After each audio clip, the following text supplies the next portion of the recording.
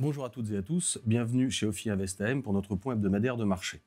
Alors, la semaine a été principalement dominée par une nouvelle qui en apparence paraît d'importance, même si elle est relativement moindre, qui est la dégradation de la dette américaine par Moody's, qui était le dernier triple A des trois agences. Alors, cette nouvelle, intrinsèquement, n'a que peu d'importance, puisque les deux autres agences avaient déjà dégradé la dette américaine à 2A+, le cran juste en dessous. On passe de 20 à 19,5 pour la relativiser. Néanmoins, elle témoigne d'une inquiétude quand même grandissante sur, pas forcément la dette américaine, mais en tout cas la volonté de discipline budgétaire. Alors certes, on n'est pas dans les zones euro, on n'a pas les 3% de Maastricht, mais on est bien dans le projet de budget qui est en train d'être négocié entre les deux chambres aux États-Unis et avec la Maison-Blanche sur un clair dérapage des déficits budgétaires, soit par surestimation des recettes, soit par de plus grandes dépenses, et qui commence à un petit peu inquiéter. On se souvient que au mois d'avril, la première annonce budgétaire avait déjà significativement fait remonter les taux, conduisant d'ailleurs à la suspension pour 90 jours des droits de douane à l'époque, excepté la Chine. On a eu l'épisode Powell également, et là on sent bien que le 10 ans américain retourne tester les 4,5, et surtout le 30 ans américain revient sur ses plus hauts, pas loin de 5%. Effectivement, la rigueur budgétaire, l'orthodoxie budgétaire est un peu mise à mal avec les bénéfices attendus par les gains des droits de douane, somme toute assez mineurs, et l'ensemble des dépenses. Il faut bien voir que ce sujet du budget et ce sujet des taux d'intérêt va rester prédominant dans les semaines et les mois qui viennent tant qu'il ne sera pas signé. À tel point que là, une frange modérée de certains députés républicains appelle à plus de coupes d'impôts ou moins de dépenses ou plus de recettes pour financer le budget. On sent bien que ça commence à tanguer un peu et on est revenu sur les plus hauts à 4,5. Alors, si on se rappelle de 2011, où la première fois S&P dégrade la dette américaine, ça c'était le premier triple A qui tombait, on était déjà dans les mêmes ordres de grandeur de déficit budgétaire, du côté de 8%. Mais là, on a une majorité différente entre la Chambre et le Congrès. Et l'orthodoxie budgétaire va revenir très rapidement, puisqu'on est sous Obama. Et entre 2011 et 2015, on va passer de moins 8 à moins 2,5%.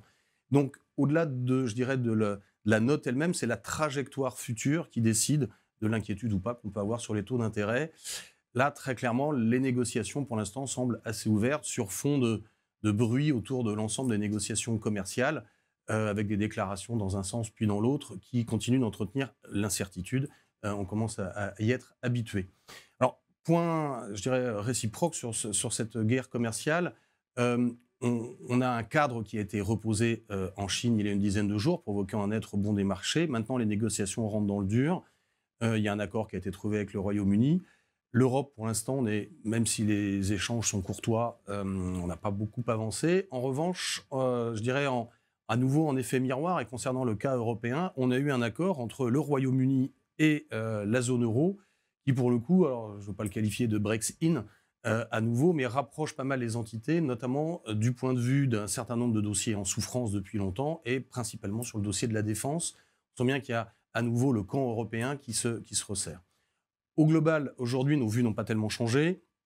On pense toujours que la réserve fédérale va laisser passer du temps pour voir où vont être les signatures des différents accords avant de commencer à toucher ces taux d'intérêt probablement à la baisse, puisqu'on aura peut-être un choc d'inflation dans les prix, mais surtout un ralentissement induit par la faiblesse de visibilité. Maintenant, s'il y a beaucoup de dépenses budgétaires, ça peut être aussi un soutien à la croissance. Donc, on comprend la Fed qui attend. On reste toujours sur un scénario d'environ 2 baisses sur la fin de la deuxième partie de l'année. Du coup, des taux américains qui, hors inquiétude sur la dette et la rigueur budgétaire, sont plutôt sur des niveaux intéressants à l'achat, qu'on viendra de surveiller quand même où arrive le budget. Côté zone euro, la Banque centrale européenne et l'Union européenne ont revu à la baisse leur croissance de 1,3 à 0,9% pour 2025 et de 1,6 à 1,4 pour 2026 grâce à l'aide des plans. On a donc pas de raison de remettre en doute ce qu'anticipent les courbes, c'est-à-dire au moins 2 baisses de taux de 0,25 de la part de la BCE dans les prochains mois, ce qui, je dirais, rend les tensions sur le Bund intéressantes à l'achat au-delà de 2,60, 2,70. Le crédit continue toujours de très bien résister dans ce contexte, et on en parle suffisamment longtemps pour continuer sur le fait qu'il a nos faveurs. Sur le marché action, on a encore un momentum positif, puisque on on n'a pas tellement de mauvaises nouvelles à venir. On pourra encore avoir des cours un peu portés, si ce n'est le sujet budgétaire.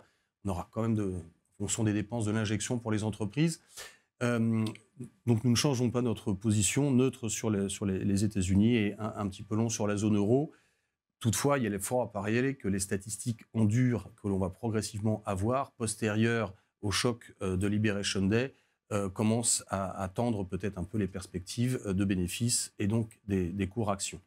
Enfin, dernier point, la Chine devrait très probablement, dans les mois qui viennent, devoir préparer un plan de soutien. On a eu un certain nombre de chiffres d'activité, plus le bruit autour de la guerre commerciale. On devrait donc probablement avoir des mesures de soutien à l'économie et qui aura donc un impact sur les marchés dans les prochains mois. Reste à voir leur ampleur dans en fonction de ce qui sera négocié. Donc encore un certain nombre d'incertitudes pour l'instant. Je vous remercie pour votre attention et je vous dis à la semaine prochaine.